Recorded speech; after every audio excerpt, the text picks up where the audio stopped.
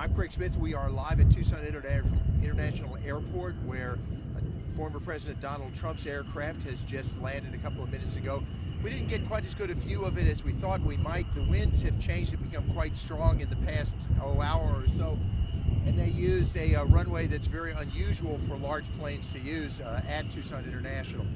But at this point, we're going to watch it most likely probably have quite a slow taxi over to the executive air terminal, where we expected to meet his motorcade that'll take him down to the Ronstadt Music Hall in downtown Tucson for a 2 o'clock engagement that is supposed to last until roughly 4 o'clock.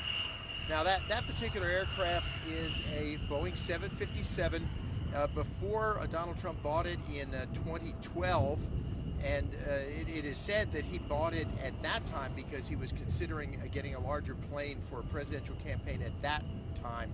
But we know he didn't actually have his first presidential campaign until 2016.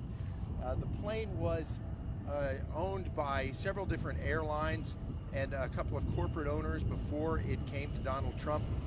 It was built in 1991, and that might seem like a very old aircraft, but aircraft can be built and rebuilt and refurbished almost indefinitely, so that's not that old for a plane. And it could easily, the airliner you may fly tomorrow could easily be of that age.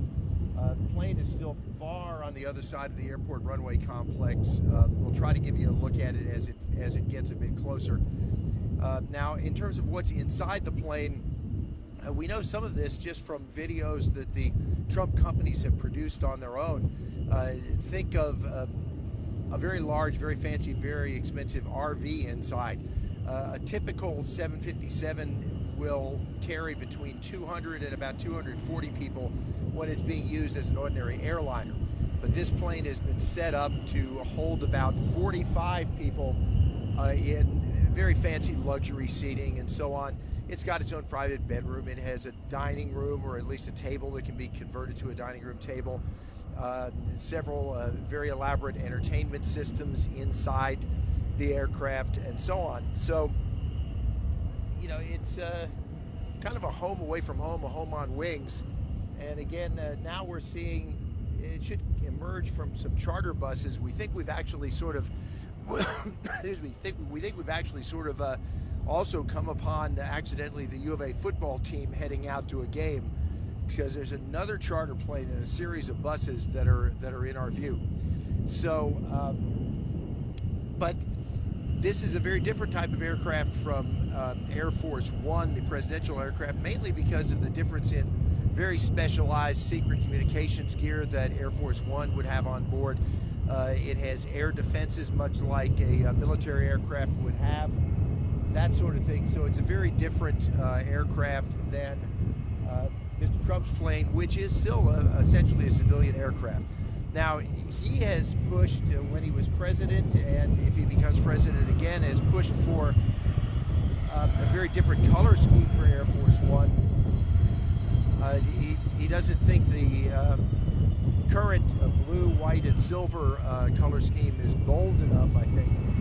However, Boeing, which is converting two 747s for use as newer Air Force Ones, is saying that there's some technical problems associated with that. He wants blue paint in the lower areas. They say that creates perhaps an equipment cooling problem.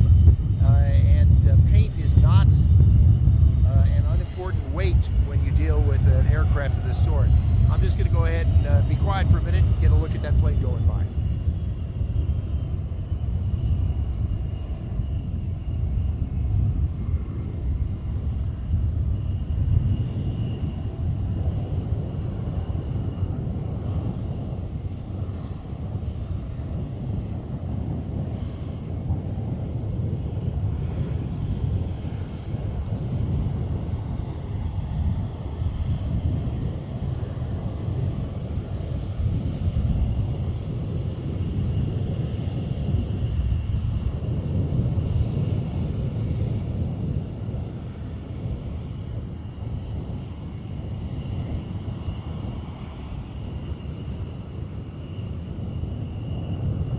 Again, a twin engine aircraft, generally used for kind of long to medium haul service. I'm not sure what kind of range it would have when it's set up as that aircraft is, where it's going to be a whole lot lighter than a regular airliner that's got 200 some people in it. So, but a very capable aircraft, very long-legged, able to get across the country easily. He left from West Palm Beach near his home in Mar-a-Lago this morning, and the plane flew him there just for an overnight. Just yesterday afternoon. It came from the north. Perhaps it was still up in the Philadelphia area after the debate of a couple of days ago.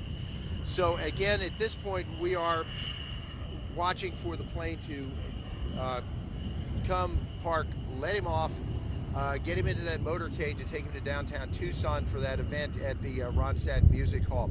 But for now, we'll cut away. If we get a view of him coming off the plane, we'll come back to you. But for now, reporting live at Tucson International, Craig Smith, KGUN 9.